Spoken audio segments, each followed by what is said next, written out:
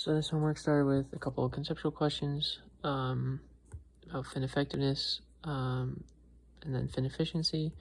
Fin efficiency is defined as the ratio of the actual to the ideal, and the effectiveness is the heat transferred through the fin divided by the heat transferred without the fin.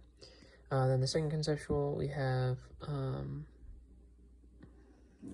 we had a question about whether or not fins should be placed on air side or water side of a heat exchanger, and they should be placed on the air side because water just has a higher H value than air.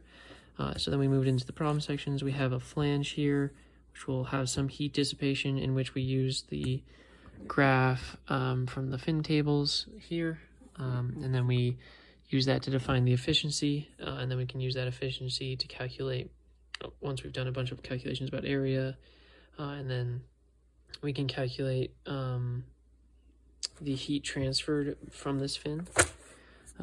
So from the flange, we have this efficiency, this area, this is the H value, and then we know the T infinity, and then we do that for two different sides of the equation. So we know that the heat out, we have an equation for the heat out of the flange, and then we have an equation for the heat into the flange. We know that they must be equal, so then we can solve for the temperature at the base of the flange, which turns out to be 148.4 degrees Celsius. Then we had a problem with some fins. We have a bunch of given parameters. We know what the value of M should be, and we're doing a bunch of different calculations based on an infinite fin, an adiabatic fin, tip, specified temperature at the end, and we find all the different heat transfers for those.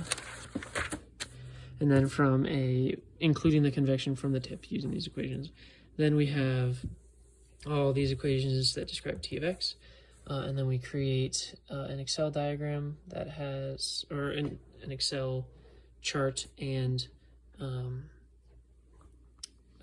graph that has these values graphed out. So here's this.